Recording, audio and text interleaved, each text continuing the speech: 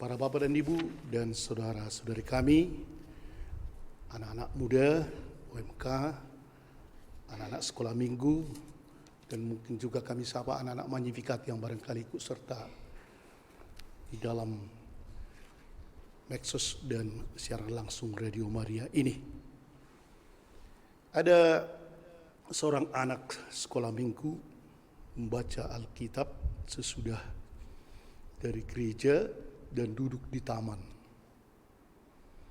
Ada beberapa anak muda mahasiswa yang lagi lewat.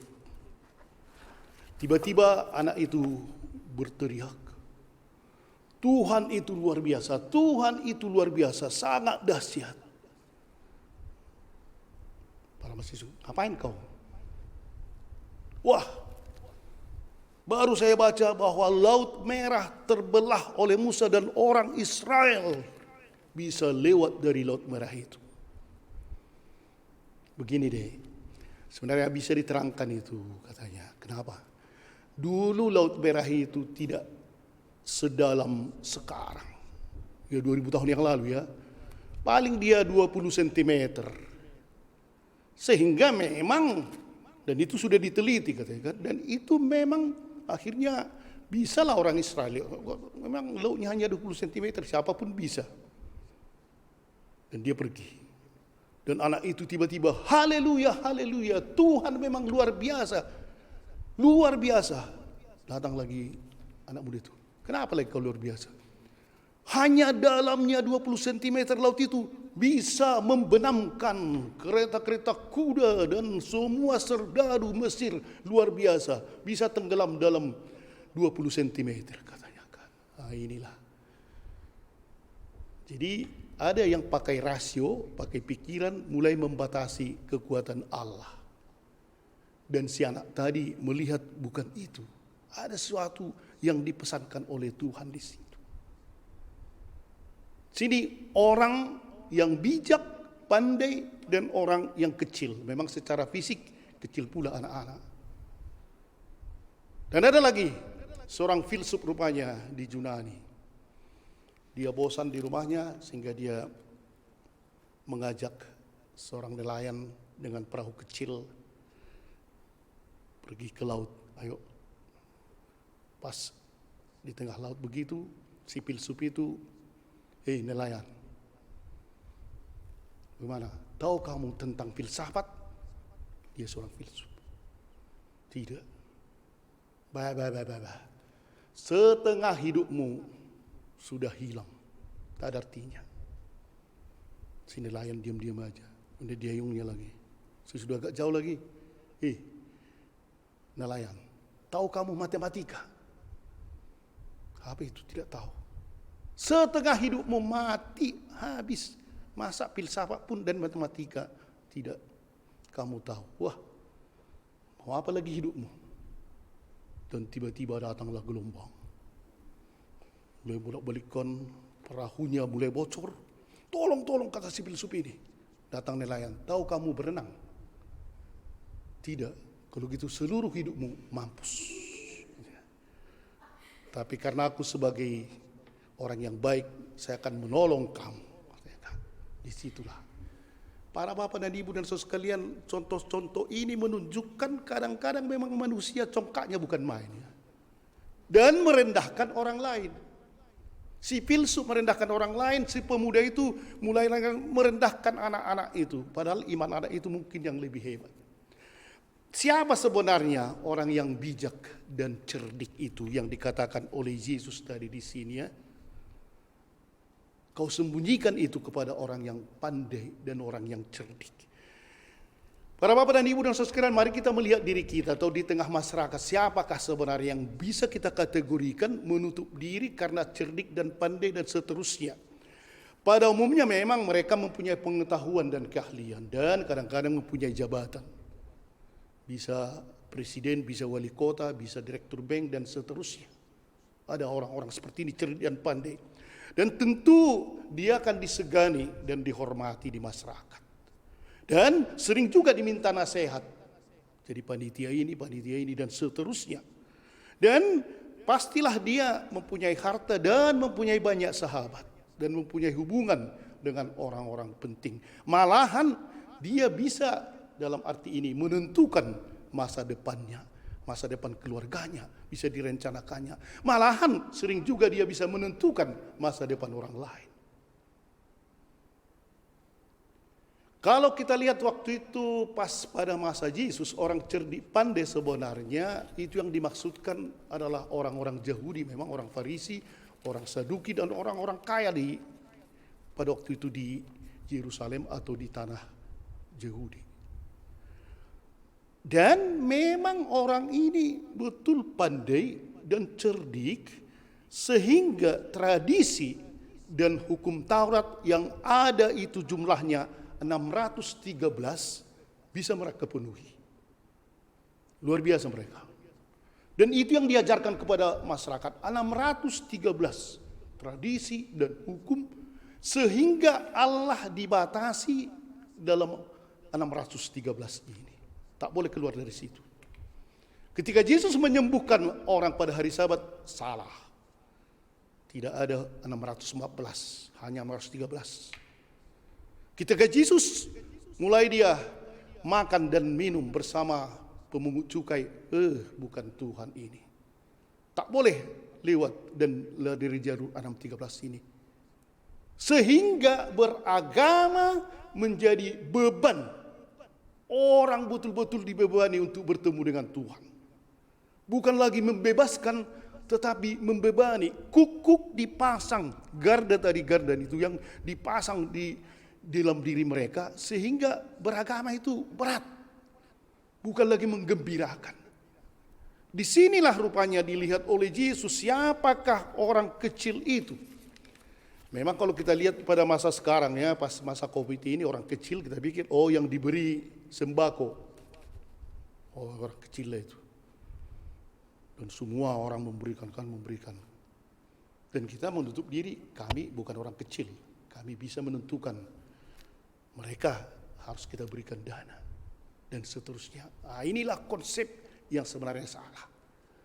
Orang kecil yang dimaksud di sini memang bisa saja miskin dan tersingkir dari masyarakat. Mungkin tidak memiliki apa dan juga tidak memiliki siapa-siapa. Dan juga memang tidak diperhitungkan di tengah masyarakat. Dan tidak bisa menentukan hidupnya sendiri karena memang sederhana seperti nelayan tadi atau seperti anak kecil tadi. Apalagi menentukan hidup orang lain, tak bisa. Dan inilah para bapak dan ibu dan sekalian, karena begitu dia lemah, begitu dia kecil, begitu dia tak berdaya, akhirnya dia menyerahkan seluruh hidupnya kepada Tuhan. Di sini kelebihan orang yang miskin dan sederhana itu. Bukan artinya kalau orang kaya tidak ada seperti itu. Malahan mungkin orang kaya juga banyak yang sangat menyerahkan diri kepada Tuhan. Dan sifat yang ada dalam orang yang cerdik dan pandai, walaupun dia mungkin miskin, ialah tidak mau menyerahkan hidupnya kepada Tuhan. Tidak. Malah menertawakan orang. Ada beberapa mahasiswa ini di Amerika. Jadi mereka makan di restoran bersama kawannya. Pesan semua, kemudian sebelum makan ada satu orang, yang mungkin Katolik sejati dia, mulai berdua. Yang lain sudah makan di berdua. Dan kawan-kawannya mengatakan, masih ada zaman sekarang berdua sebelum makan? Terdiam dia. Jadi di rumah kalian masih berdua sebelum makan? Semua? Enggak. Mau enggak semua? Bapakmu berdua, mama berdua, adik-adik berdua. Jadi siapa yang tidak berdua? Anjing, ya kan? Sebelum makan. Dalam arti ini kalian anjing, begitulah kan? Ini karena dia sudah ngapain berdua sebelum makan? Udah tersedia di sini. Tidak lagi merasakan bahwa rezeki itu dari Tuhan. Disinilah kecongkakan dari orang-orang yang cerdik dan pandai, yang menutup diri Tuhan nanti. Justru dia ingin membantu Tuhan, bukan Tuhan membantu dia. Dan inilah para bapak dan ibu ketika tadi Zakaria dalam nubuatnya bersorak-soraklah dengan nyanyi, hai putri Sion, bersorak-soraklah hai putri Yerusalem, rajamu datang kepadamu, ia adil dan jaya, lemah lembut dan mengendarai seekor keledai. Bukan dengan kekuatan, bukan dengan kekuasaan. Malahan dia katakan melenyapkan kereta-kereta dari Efraim, memusnahkan kuda-kuda, senjata-senjata dari Yerusalem. Dia lain. Dan pada saat ini juga kalau kita lihat tadi dalam Injil, kau sembunyikan kepada orang yang bijak dan pandai, tapi engkau nyatakan bagi orang kecil. Bagi orang kecil. Dan Yesus baru memang bisa bekerja, bisa bersama dengan kita ketika kita ini menyerahkan semuanya pada Tuhan. Dan pada akhirnya tadi dikatakan, marilah kepada aku kamu semua yang letih lesu dan berbeban berat. Ada orang yang memang tidak merasa ngapain. Kalau ada letih lesuku atau berbeban beratku, cari. Kalau perlu sogok biar selesai persoalan ini. Kalau perlu ini buat. Ada lagi, mungkin para bapak dan ibu, banyak juga yang mengatakan itu kan.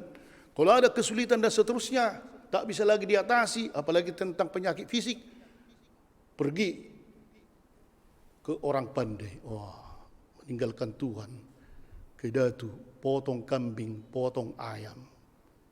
Tuhan jangan dulu, kamilah dulu sini.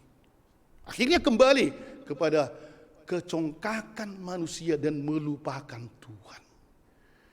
Tuhan pada saat ini mengatakan memang kalau kita di dalam kehidupan ini sebenarnya rahmat dan beban itu selalu berjalan seiring. Berkat dan beban selalu berjalan seiring. Kalau seorang meminta, Tuhan agar aku bisa menjadi orang yang pandai dan cerdik, tamatlah dia sarjana. Tapi memang itu rahmat, tapi sekaligus beban, dia harus belajar mati-matian. Satu keluarga meminta, Tuhan berikanlah keturunan, diberikan keturunan, siucok. Tapi beban itu, dia harus memberikan makan, bangun pagi-pagi, bangun malam-malam, beban. Kalau diberikan kepada kita tugas sebagai bapak, sebagai ibu, sebagai suster atau siapapun, memang rahmat, terima kasih Tuhan. Tapi ingat beban, itu beban. Saya di Radio Maria, memang rahmat, tapi beban.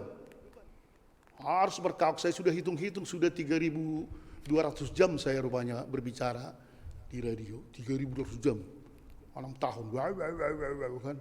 Beban, tapi rahmat. Dan itulah yang diminta oleh Tuhan sebenarnya. Marilah kepada aku kamu semua yang letih lesu dan berberat, aku akan memberikan kelegaan kepadamu. Kalau rahmat itu memang dengan beban, tapi karena kita menerima rahmat, akhirnya ringan adanya. Ada seorang supir truk, kosong truknya kan, dilihatnya lah seorang ibu yang sudah agak tua membawa kayu api di punggungnya, dan kemudian ada lagi di atas ini. Aduh, kasihan, dihentikannya. Naik bu, naiklah ibu itu ke truk. Dan memang tidak lagi jalan kan. Tapi aneh dilihat supir ini dari, sudah jauh berjalan, ibu itu naik ke truk tapi tetap membawa bebannya. Akhirnya berhentilah supir itu. Bu, bisanya truk ini membawa, letakkanlah, letakkan. Yang di kepala ibu pun letakkan. Hah? Yesus sebenarnya seperti truk itu. Mari kamu berbeban, letakkan bebanmu dalam Yesus itu. Marilah yang letih lesu, aku akan memberikan pikulah gandar yang kupasang. Tuh, letakkan. Berjalanlah bersama truk Yesus ini. Barulah di situ. Oh, tapi kita para bapak dan ibu, di rumah atau dimanapun, sering juga memang kita serahkan kepada Tuhan, tapi tidak semuanya. Tuhan datang, ayo naik, kita bawa terus. Sampai itu, lepaskan. Aku lepaskan, janganlah, nanti siapa tahu jatuh. Siapa tahu nanti hilang. Itulah yang membuat kita akhirnya tak bisa bersama dengan Tuhan. Ketika kita menyerahkannya, Tuhan sudah mengatakan di sini, semua yang letih lesu dan berbeban berat, semuanya kita meletih lesu dan berberat. Tahu sangkar jago, aku enggak adalah ringan kali. Semuanya kita. Aku akan memberikan kelegaan kepadamu, pikulah gandar yang aku pasang dan belajarlah kepadaku, karena aku ini lemah lembut dan rendah hati. Dan jiwamu akan mendapat ketenangan. Sebab kuk beban gandar yang aku pasang itu menyenangkan. Itulah rahmat. Dan bebanku pun ringan asal bersama dengan truk Tuhan itu. Amin.